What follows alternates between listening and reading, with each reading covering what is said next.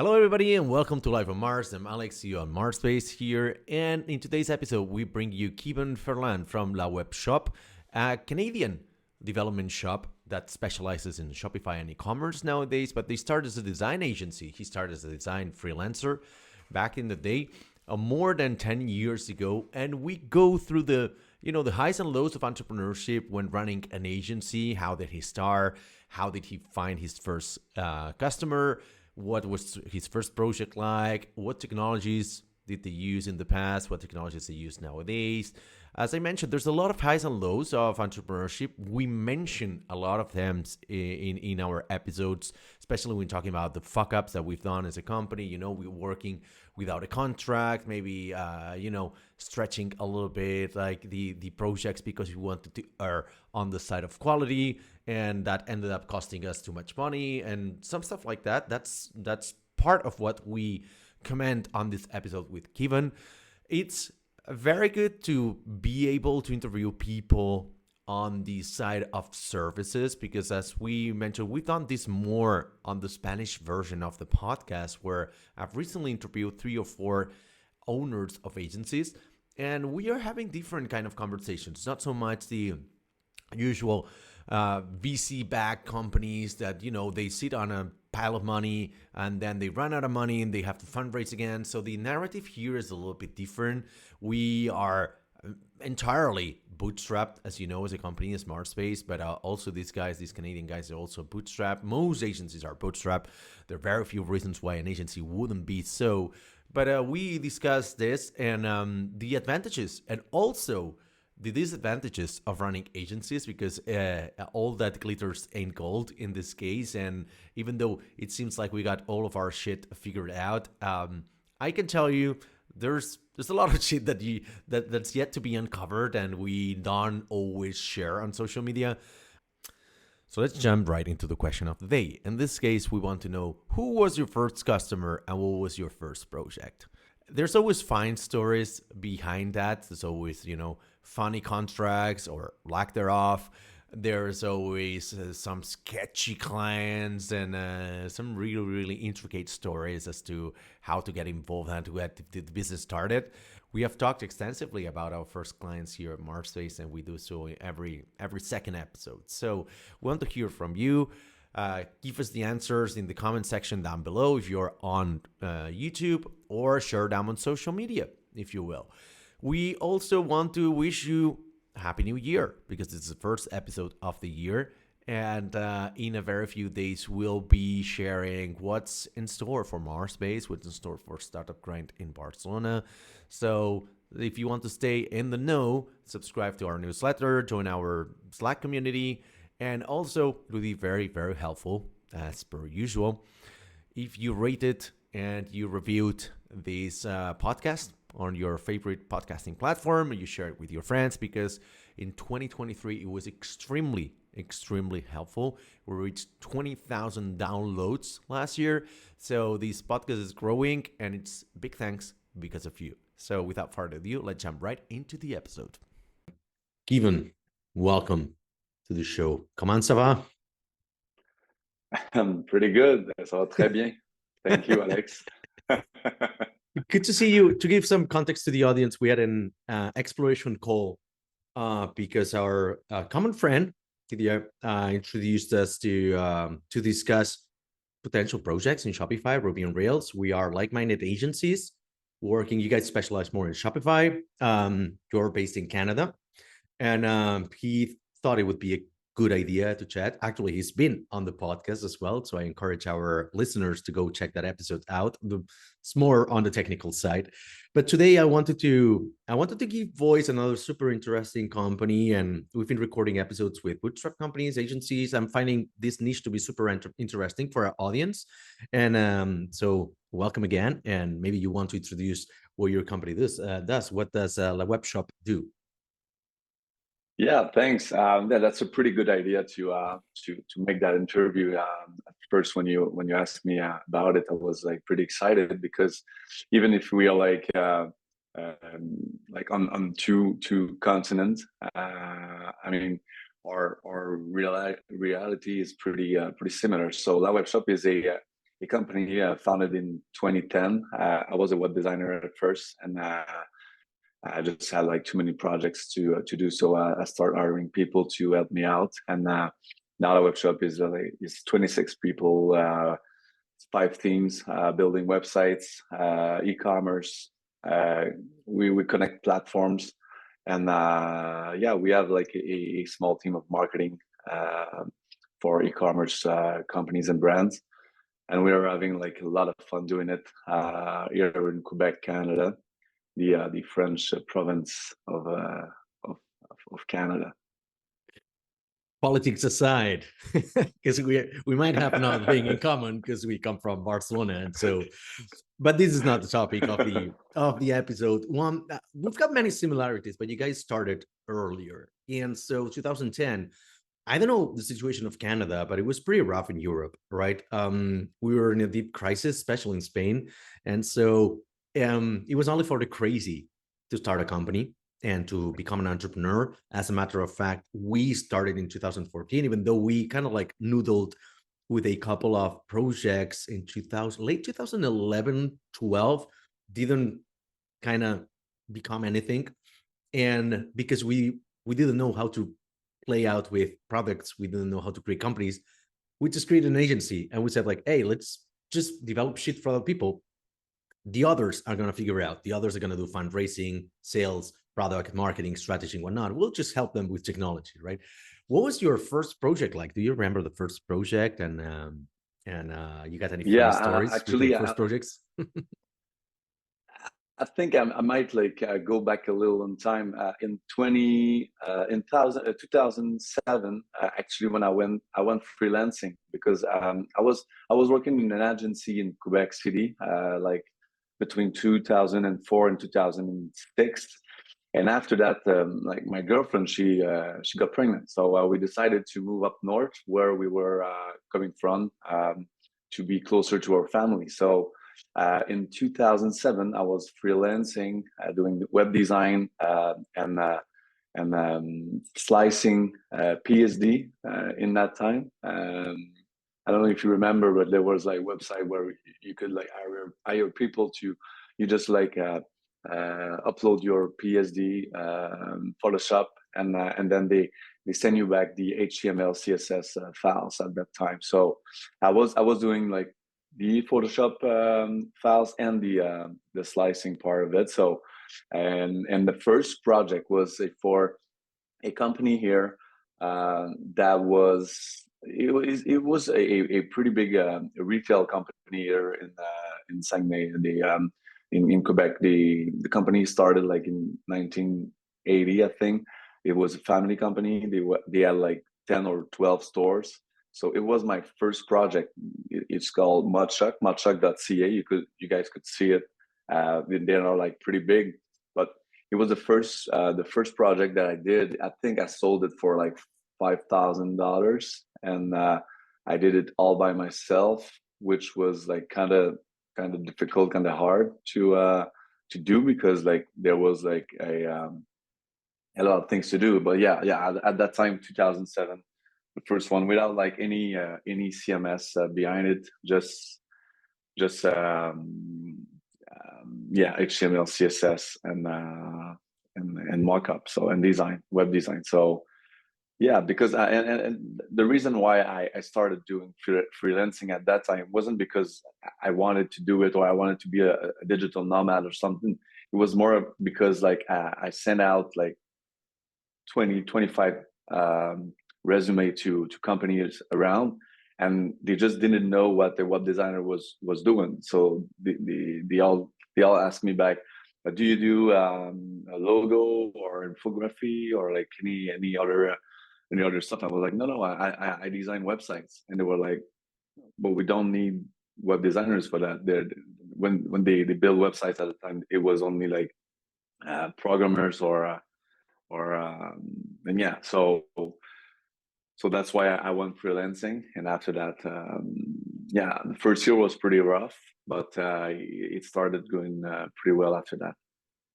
Tell me more, because to me, $5,000, I'm assuming Canadian, for first project sounds pretty good if you went solo. I mean, I don't know if it's like if it was a standard back then or not. Our first project was 700 USD, out of which we only got 200. So it was an Oh, awful really? project. In spite of that, we incorporated because we wanted to make it legal from the get go, and so we were bleeding money for the Okay. first months because we had to incorporate. It was more expensive. We had to pay like 300 euros per month out of taxes and stuff and to keep the company going, but we had Oh. only 200 USD in the bank. So it was really stupid. Okay. It got better afterwards. But did you Yeah. have any similar experience in the first projects? The typical things like, oh, I did this project without a contract. I did like this guy didn't pay me, or this kind of things. Oh, yeah. Yeah. I mean, I think it.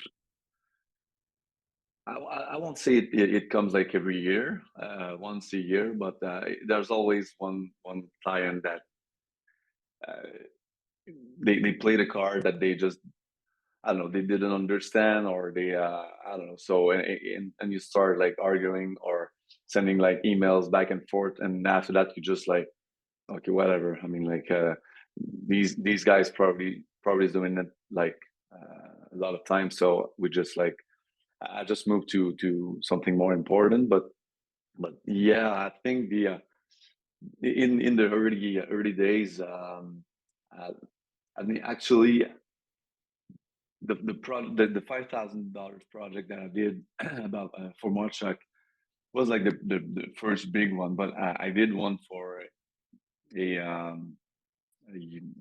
university group of students in psychology.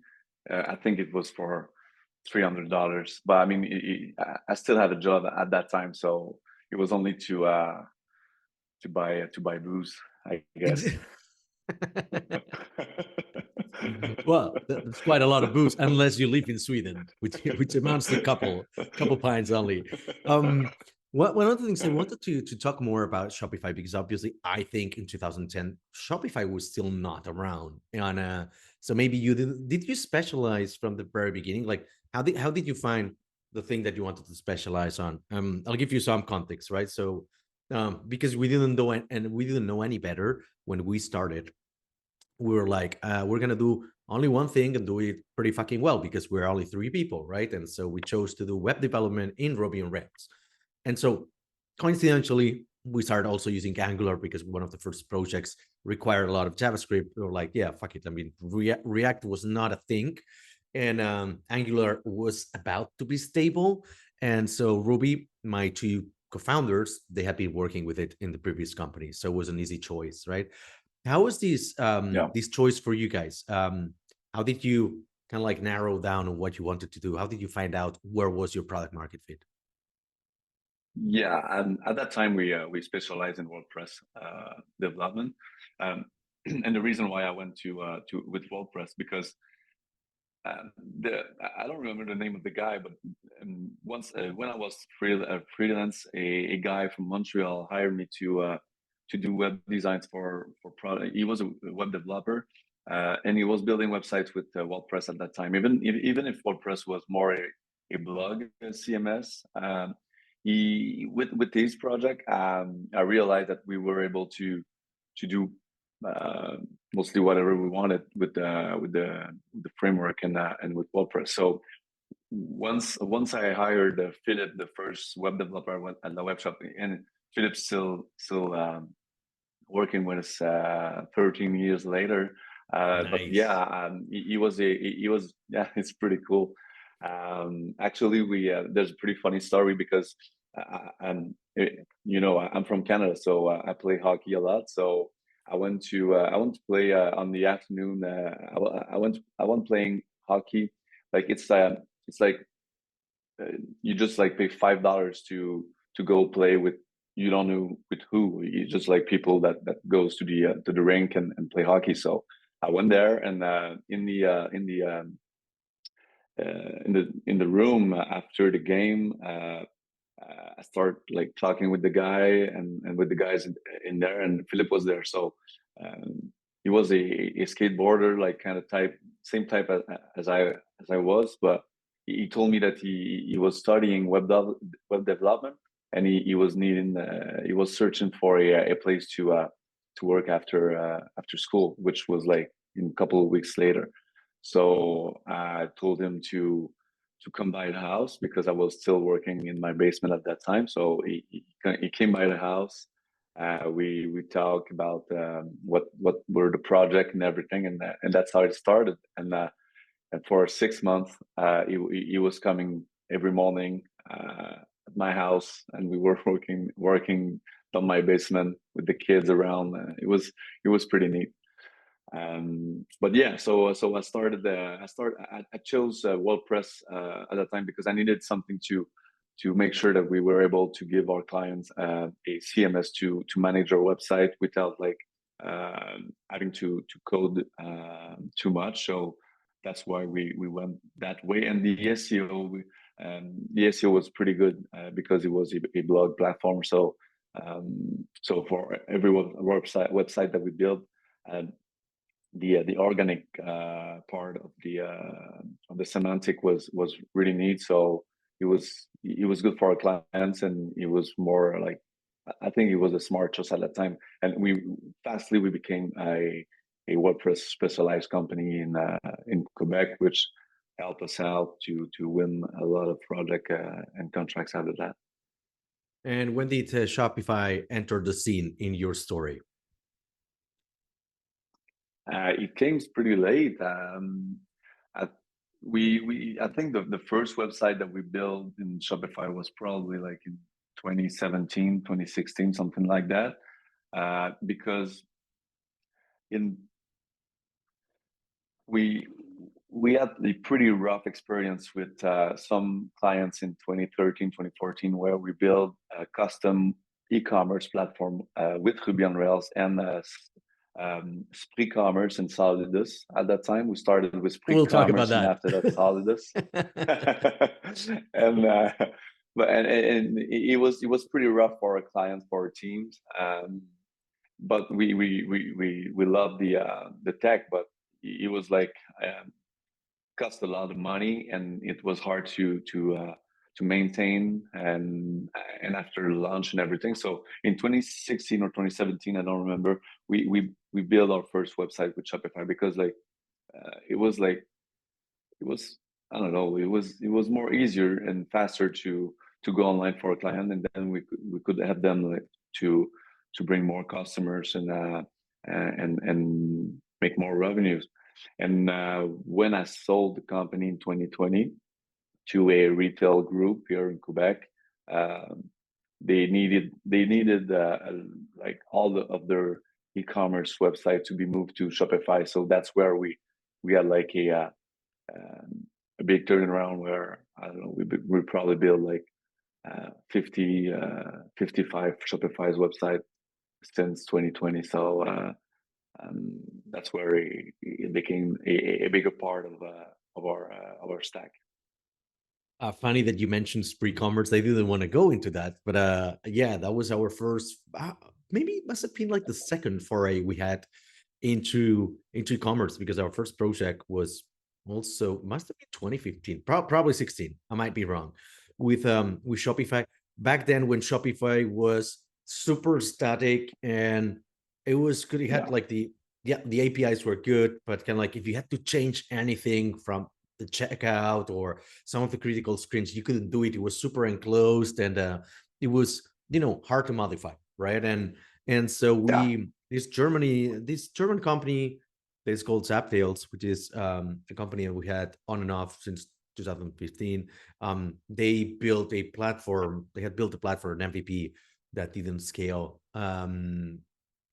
That allowed them or their clients to create physical and digital books out of WhatsApp conversations, right? So it's an Angular app, kind of like Okay. drag and drop, a graphical editor. You create your books and you add images and whatnot, and you just drag and drop shit around. But we was sitting on top of Shopify, and we developed a ton of features that didn't exist in Shopify back then, because it was kind of like multi-store, multi-currency, all of that. Shopify didn't have it, and so we had to build it. And we Oh, built it, and afterwards, obviously, Shopify did it. So when you started, because you also started pretty early, did you encounter also this kind of needs and functionalities that you had to build bespoke because they didn't exist, and later on Shopify incorporated them, like, God damn it, I built this 2 years ago. Yeah, yeah, exactly.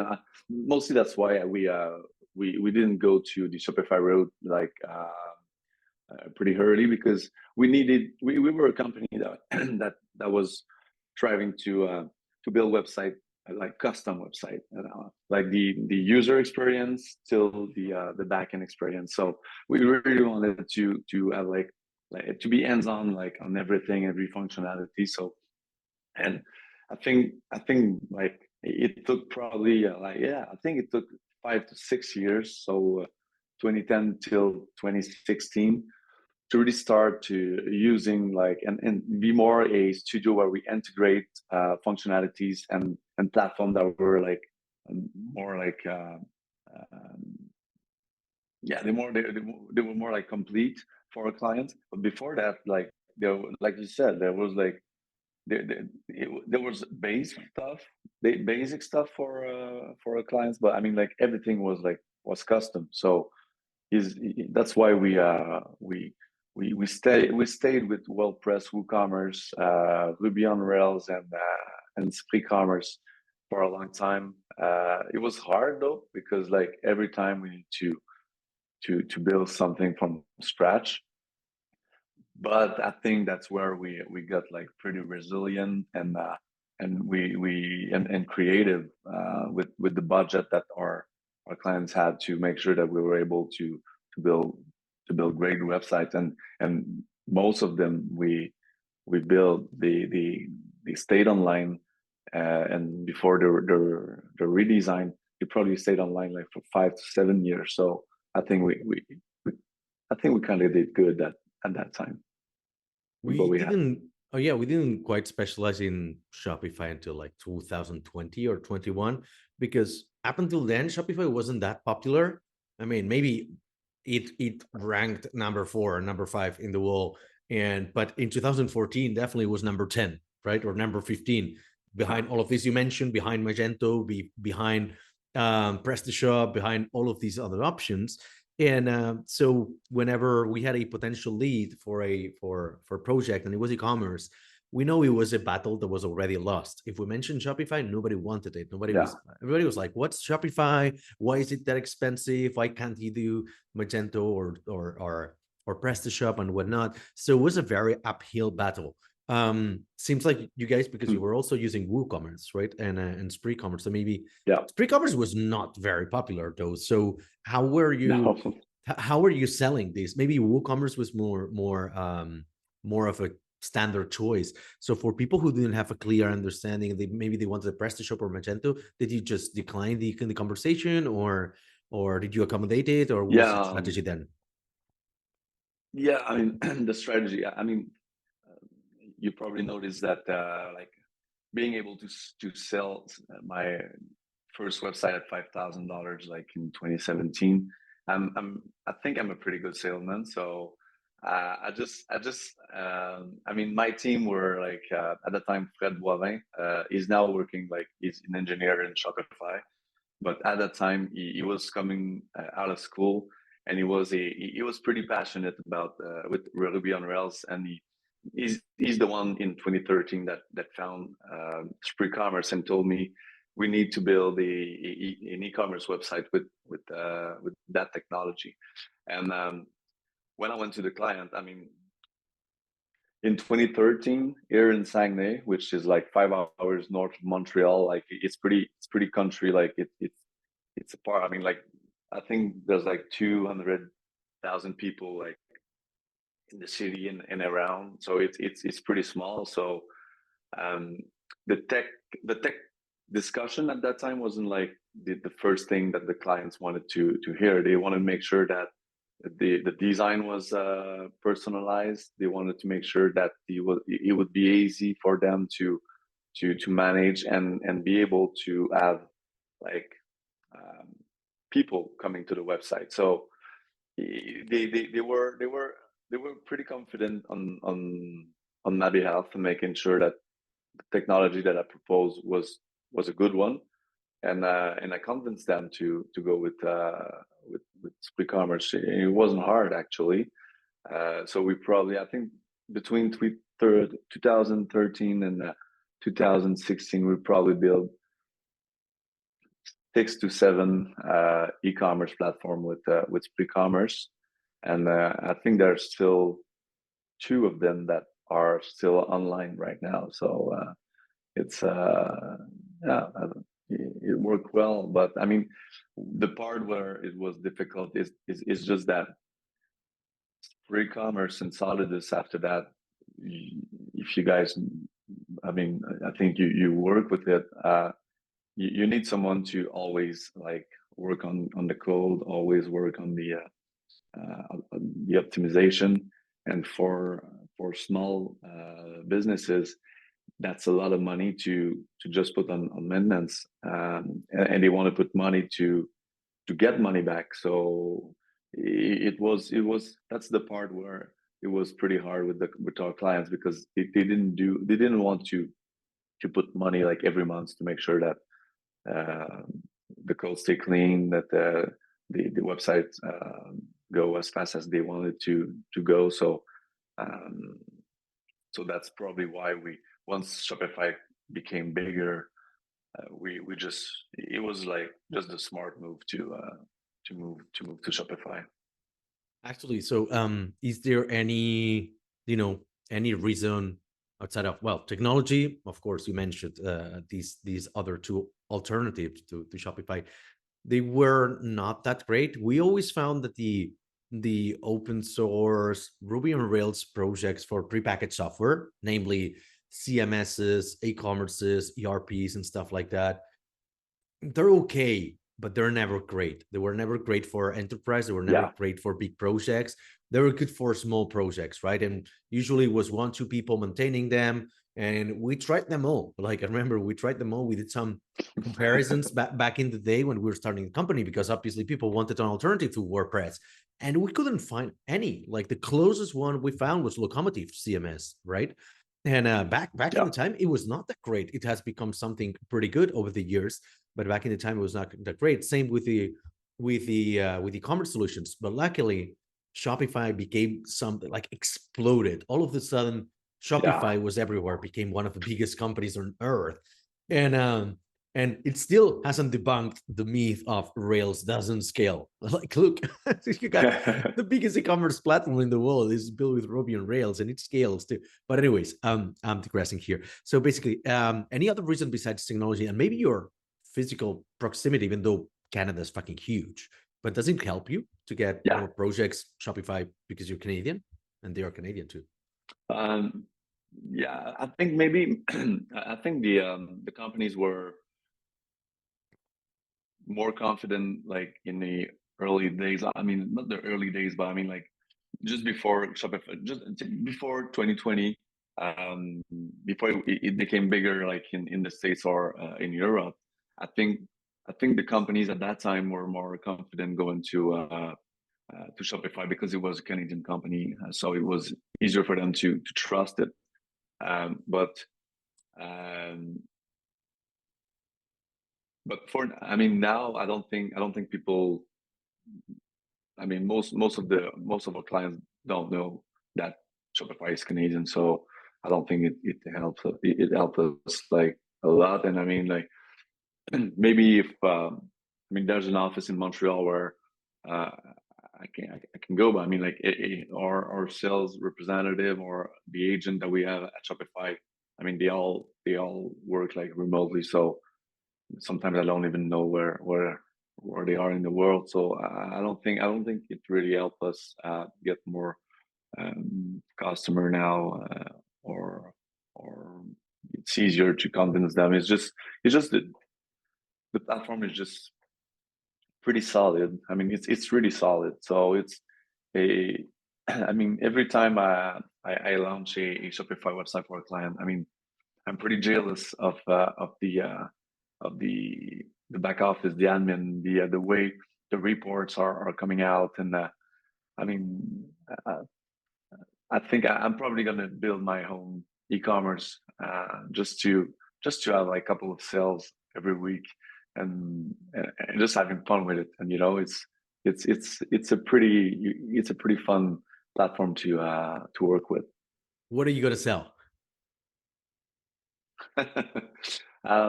Probably clothes. I mean, like, since I when I was like 17, I was working in a skate shop and a board shop, you know. So I was a fan of, you know, like the time Volcom, Vans, all uh, that clothes, that I don't know, extreme sports kind of clothes. And I wanted to start my own clothing company with friends at that time. So maybe I'll find a way to just sell t-shirts or something. I don't know. Maybe how about merch of the company? Because one of the things that my friends always say, like, what do you get this cool coffee? I mean, can you? We got coffee mugs from the company. We got like hoodies. We got Yeah, t-shirts. We got so a lot of cool shit, but we never like we don't sell it. It's only for our team and for our clients, right? But here's a crazy idea. So maybe we could set up a Shopify section on our website and sell this merch. I don't know. Probably it's too much management overhead for the little returns it could bring. But yeah, I agree. I had a lot of fun setting up we do have Shopify's. one. We do have Oh, one you do have actually. one. You do have one. Does it? Is Yeah, it actually worth we the do have one. investment or not really? Like, do people No, buy stuff? it's more about no. It's more for our employees. People don't really buy. I mean, our brand yet, because like even if we're pretty big in Quebec, we're not like I don't know. I mean, it's pretty cool, but I mean, it's cool for people who's working there. So, but I mean, we had fun building it because like we the design of it is it's pretty cool. So I invite you to go check it out. I'll go check it out. I mean, it's a great idea, but it's kind of like that stuff when they say don't do business with friends. It's usually not because you can damage your relationship, which is obvious, but it's very common that they will always say, yeah, yeah, I'll totally buy whatever like you sell, and then they don't fucking do it, right? It's very easy to say yes. So don't validate business Yeah, hypotheses with friends or family because they always say yes until they have to actually open the wallet, right? So I don't know if you could yeah, actually sell exactly. sell something. Back to Shopify though. Um, Yeah. I'm pretty interested in how you guys structure this.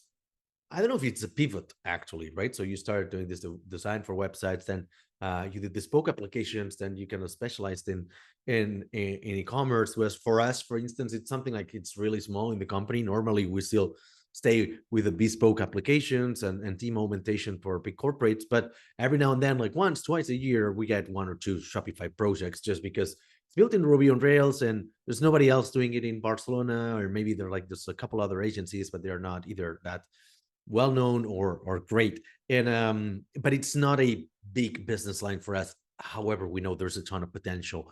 What would be your advice for people starting up a Shopify agency, maybe nowadays, or e-commerce? Hmm. You mean more about like trying to find clients, or more about how to build it? Maybe the client side first. Yeah, I mean, the client, I mean, what I've learned in like, I mean, yeah, I think it's more, it's gonna be like my 20th year, like in the industry. I started in 2004 after school. So what I've Respect. learned, yeah, pretty old. Uh, but yeah, I mean, I think what I've learned is that the client, they don't really care about what's really the tech behind. What they want is something that it's gonna give them revenue, that's gonna be easy to manage, and it's gonna be fast. It's gonna be a great experience for the clients and customers. So, and and that's the main focus. So they don't want to like put too much money on building a project, and they want like a big ROI. So Shopify for an e-commerce agency is probably it's the best way to to uh, to make sure to answer all of these questions and needs of for the client. So, and once you start doing that, you start like having the the speech and the talk that for the clients, they're gonna it's gonna resonate for them. It's gonna be um, they're gonna trust you because they're gonna understand. They're gonna see that you understand the reality and the. I mean, with the era that we're in right now. I mean, like people don't have a lot of money, and the money they have, they need to invest it in something that's gonna give them like money back, and it's not gonna be like hard to manage, hard to use, and their customers gonna be happy using it. So that's why Shopify is, I mean, it's the way, and for people who start e-commerce agencies, they really need to speak the same language as all of these entrepreneurs that I mean it's pretty hard. I mean every most of my clients right now I talk to, I mean they're looking to go like smaller because the money's not there. The money's not, it's just not there. Like bigger company are able to get the market and sell to people, go to people, but I mean the smaller one, it's really hard for them. So if we really want to help them be like a and listen to their needs, we need to build website with lower budget, uh, better way. I mean, the faster way to go online, and Shopify is the way to go for them. So You raised a topic that I really don't agree with. You said clients don't really require certain technologies. They don't care that much about the technology. They want something that gives good ROI. On ROI, 100%. But clients are really, in my opinion, at least in our experience, they are too unnecessarily opinionated on technology, even when they're not technical. They come and they say like, "Oh, I want this, I want that," of course. And when we advise on technology, we said, "Oh, we're gonna build it. I don't know, using Node.js in the back end and Vue on the front end." They're like, "Yeah, but I heard React is better, and React has got this and that, and then maybe why don't you use Python for the backend?" Like, well, you asked me, right? And but usually yeah, it's not very well founded or very well grounded opinions. Usually it's like, I heard, it's hearsay. It's I like, my heard. Yeah, cousin told me that Rails doesn't scale. My cousin told me that Angular is dead. Um, how do you deal with these situations in your company? yeah. I always give the choice to the client. I mean, like if I mean if they heard that like a another technology is better and that we don't do it because I mean we're not gonna do like every technology. We can't do that. I mean we need to be expert in and have a niche, you know. So and I'll just give them the option to go find some another agency elsewhere that's gonna build tech that they believe in. But after I told him that, I'm gonna say that the same thing that I said earlier. I mean, the tech is not it's not important right now because what it's really important for them, like the strategy and the objective that they need is to make sure that they get an ROI, that they get something that's going to work for their money, and they need a partner in their project and with their company, and we are the studio to do so. So we're gonna be close to them. We're gonna grow with them. So they don't need to care about the tech because if they'd be bigger, they probably hire a CDO, and the CDO is gonna have opinions and gonna build teams with the tech that he thinks it's the best one to go with, and he gonna probably stick to it. So that's what I said. I kind of put my CDO hat for them, and I'm like, that's how my teams are built. That's how we build projects. You have to trust me on that, and after that, most of the time I mean, 99% of the time they say, okay, go ahead, I'll trust you. Maybe it's because of these 20 years in the sector that they hear you more than they hear me. But I'm starting to accumulate gray hair here. If you can say it, like these also a lot of years in the industry. How do you see the future Yeah. of Shopify? I mean, they've been through a rough patch, but I mean, they had a little bit of a downfall, but when you're that high, even if you fall, you're still very high in comparison with other competitors, right? So Yeah. of course they laid off people, they lost, Hmm. value per share and in the stock market and whatnot, but they're still considered as a top-notch company, tier one, and a reference in not only Ruby on Rails, but in web development and e-commerce and pretty much everything. The product in design, in everything, they're just masterminds. Their technical blog posts are excellent, especially when it comes to the last ones. Yeah. They shared some insights into their DevOps infrastructure and whatnot. Is mind fucking blowing. What do you see this is like gonna be after, we had a boom in e-commerce in 2020 and 21 because of the pandemic, which Yeah. didn't quite follow up in 22 and now 23. Numbers are going down, slowly picking back up now, but I don't know. Do you see we're gonna go back to the pandemic levels, or this is here to stay and it's plateauing? And then I mean, I think since 2015, I'm pretty sure that the future of web development will be a no-code future, a DIY future. So Shopify, I mean, we're having fun like customizing it, like a lot of fun doing it. But I'm pretty sure that in the future, it's going to be a no-code future where the platform will be like so nicely built that uh, you're gonna integrate it, but and connect it with others. But I don't think there's gonna be any more like web development.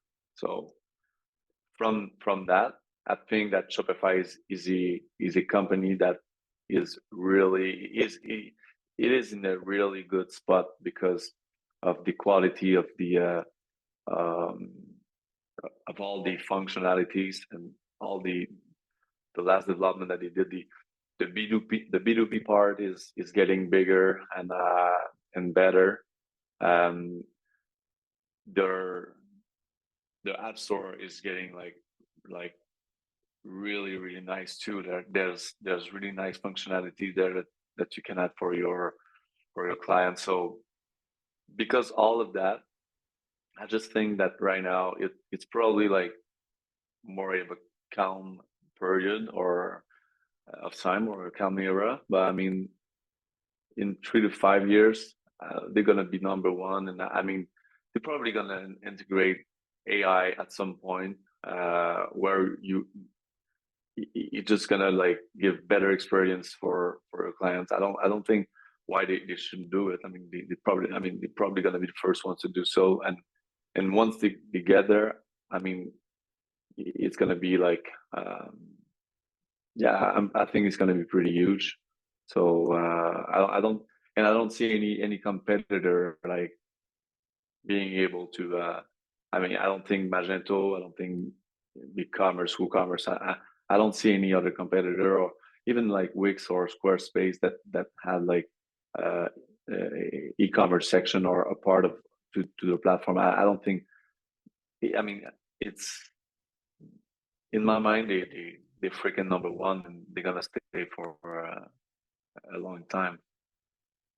you mentioned, I mean, what I hear, what I read between the lines in your answer is that we're fucked basically. Our companies are doomed because no code is coming, and obviously we got all of these agents and Verso and all of these companies that on top of no code they can actually build fucking websites and Yeah, entire development projects automatically, right? um yeah. so when are we becoming redundant? So how will you adapt as a company to this? I mean, we're taking a look at all of these. We think it's too early for that, and there'll still be always clients that want this artisanal touch Yeah, to the industry that we bring. That maybe the generic software factories they will, and generalist companies, they will suffer first because they will lose a lot of share of wallet before we actually find out. because we're too small. Yeah. And then, with 3, 4, 5, 6, 12 clients at the time, we can sustain. But these companies that have got hundreds of clients, they will go to dozens of clients in a matter of a year or two, right? And so I think it's too early for us, but I want to know your vision. Yeah. I knew that you probably wanted to know more about this vision, because I think I don't think it's like it's tomorrow, like you said. I mean, but when I see the the way it grew like in the past 15, 20 years, um, I see it. I see like the transformation. I see how it's it's the industry, like it's pretty different. I mean, I remember in 27 and in 2007, I mean, there was DIY that didn't exist at that time, and people weren't like that that comfortable with technology. So we were like saviors and superheroes at that time doing that. But now there's so many options. So that's where I see the way the industry like transforming. But I mean, in our company, we have now 5 teams. We have one team that build website with WordPress and Shopify. We have one team that build API and intranet, or more like a connect website. Like more the closer to application. But I mean, like yeah, and we have a support for WordPress, and after launch team, we have an hosting team and a marketing team. So we make sure that we cover like every part, and from there, every year I'm looking at my numbers and see if there's a growth, or in which team there's a growth. And for the past 2 years, 2 3 years, the growth are in the support after launch and the marketing team. That's where the bigger growth in our teams are. Building website, custom websites, artisanal one, like you said. And we have like bigger clients, bigger projects, but we're like, for the last 5 years, like it's the same numbers at project that there's no growth there. So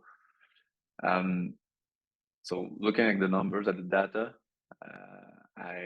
that's why it's like I don't see why it wouldn't like be a different industry like in 10 years. Maybe it doesn't, not, I don't know.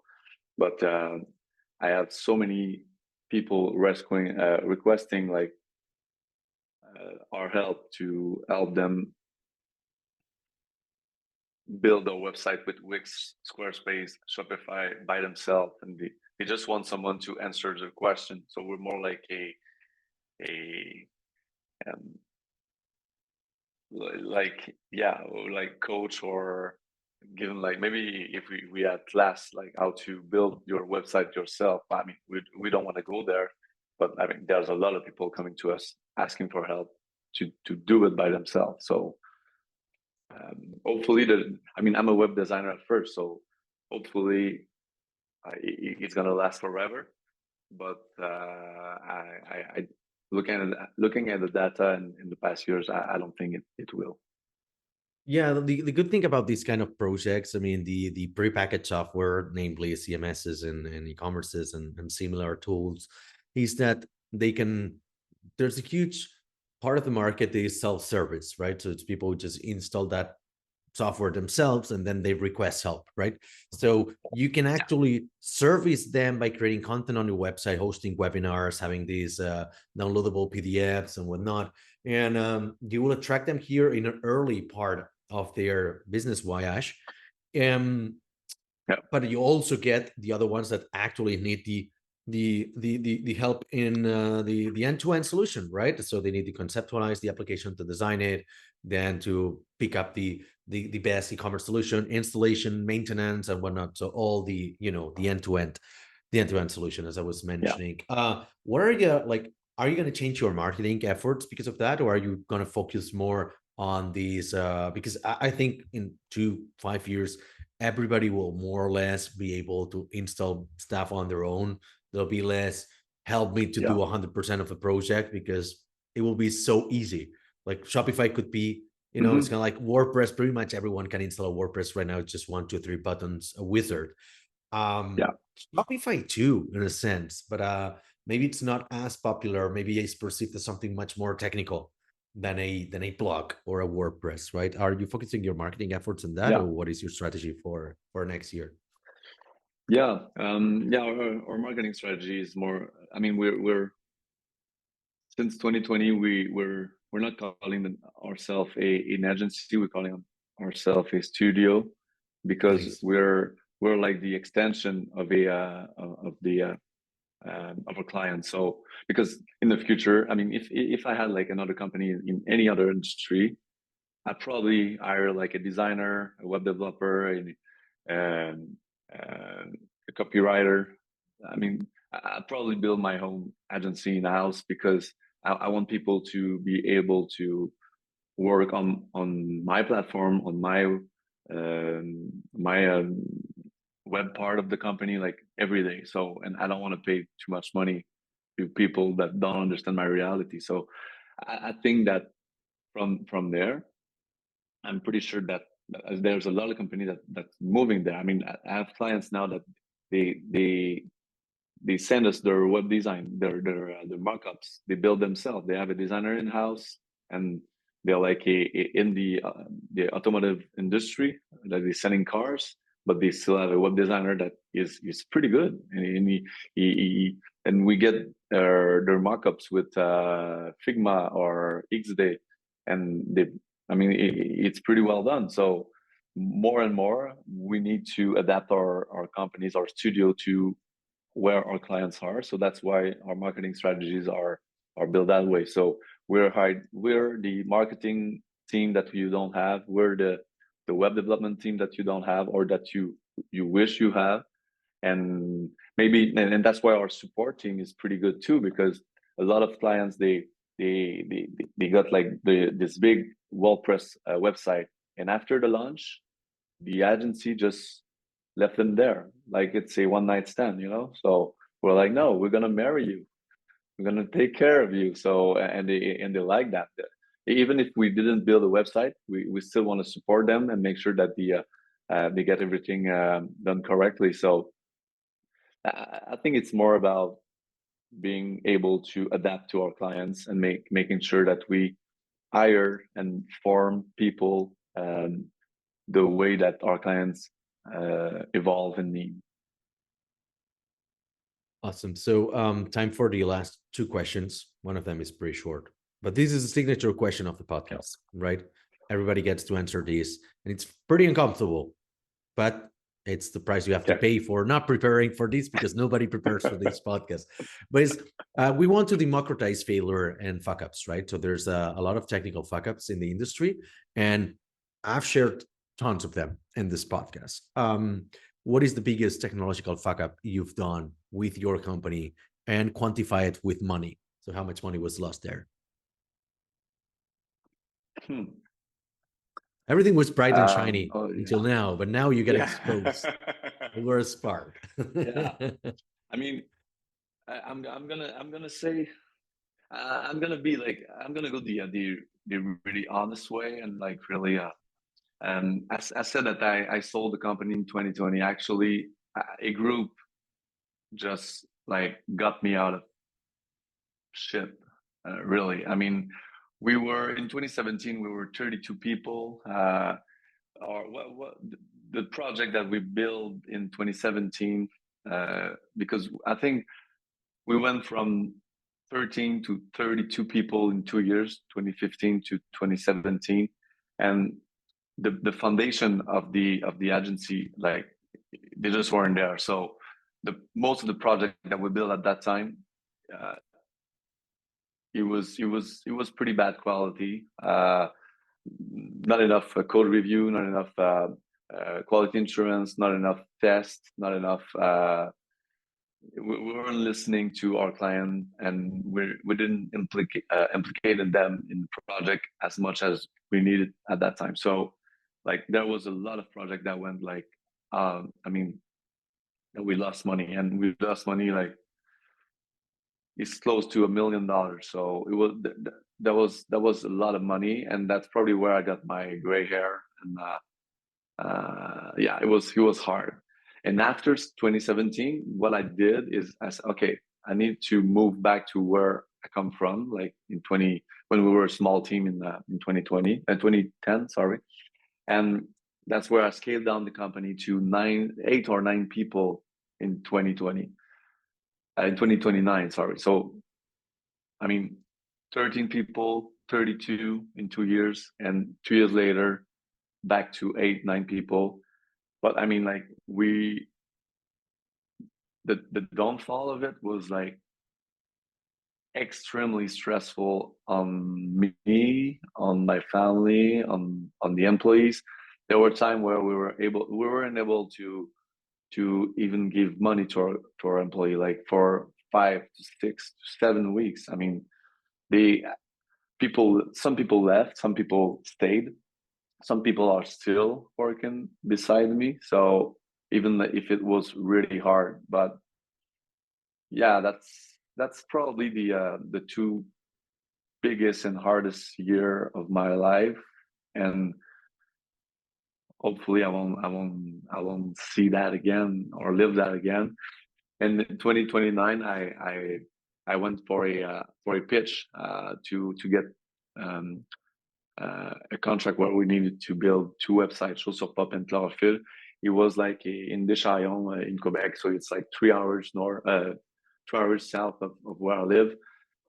It was the December 23rd, so just before Christmas. It was a $300,000 contract that I wanted to go get for our group and our team, and everybody was super excited. It was like, yeah, I mean, like I said, we didn't have enough money to pay our employees. So I went to Deschamps, but before, when I hit the road, like 25, 30 minutes after getting on the road, uh, my tire Oh, just exploded. So I had to change the tire. Like, yeah, it was snowing. It was cold. My girlfriend was with me at the time, so I changed the tire. Like it took me like an hour more to get there to the meeting. Um, and once I get there, I start the meeting. The pitch, I was like I said, pretty stressful. And I think 15 minutes into it, the CEO of the group, he looked at me and said, "Are you looking for a job?" I was like, "What?" And he said, "Yeah, looking. Are you looking for a job? Because I want someone like you in the company that's gonna build all of our websites. That's gonna be is gonna. He won't talk shit to me. He's gonna say me the real thing about what we need." And he was tired to being like um, to meet all these big agencies that were selling him like big project, but just for themselves, not listening to his need. So we talked back in January 2020, and then March 9th we signed the papers, and we moved the team to that group. And March 13th in Quebec, the pandemic started. So it was uh, it was pretty awesome.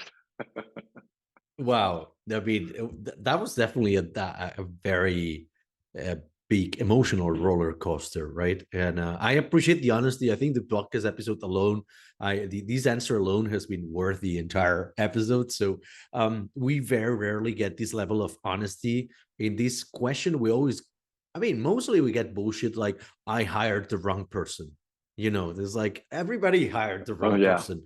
So very rarely we get these very detailed stories, and I think that's very, very helpful actually, because it helps to visualize and to externalize that everybody fuck shit up, and we all do, like, yeah, you know. Uh, I mean, the one I was going to tell cannot compare to this one. It doesn't really make sense, but I share on a weekly basis. I share fuck ups I do at the company, and so thank you for doing that. For last question, then very quick, because I really appreciate your time. How can we help you? You've been very helpful to us. So how can we and our community, listeners, subscribers, and followers of MarsBased, how can we help you? Oh, I'm not pretty good at asking help most of the time, so You get it for probably free. the hardest one. Yeah. I don't know. It's just that I see ourselves as a small studio in like 5 hours north of Montreal. So like we're in the country. We're a resilient team for like 13, 16 years. But I mean, my dream for our team would be to experience building projects to clients overseas, even if we are in like in the mountains in Quebec, like in the north of it. So I don't know if we have a chance to, I don't know, just collaborate with other agencies or other companies, just to work on some like pretty fun, exciting project overseas with people with different cultures, just for the experience, not for the money, just for the experience. That'd be pretty awesome. It's funny. We also want clients from overseas. So why don't we swap our clients and we'll do it for the money. I'm going to be Yeah. honest because money is bigger. Prices are bigger in the US, maybe in Canada. I don't know, but definitely bigger budgets out there than in Europe. But no worries. We can swap clients anytime. I'll send you some details All right. afterwards. We can sign the contract right away. All right, Keyven. Thank you very much. Awesome. Let's do that. Any parting words? Anything you want to share with us? Anything that you got coming up in the company that you want to announce here, or something you want to share? You got 30 seconds of glory. Oh, thanks. No, I mean, like, just if you guys want to buy our hoodies or t-shirts, we even have the hats. So yeah, I invite you to go to our e-commerce website and buy all of them. And keep installing Shopify. All right, Keyven. Thank you very much. Merci beaucoup. Yeah, you're welcome. Merci à toi.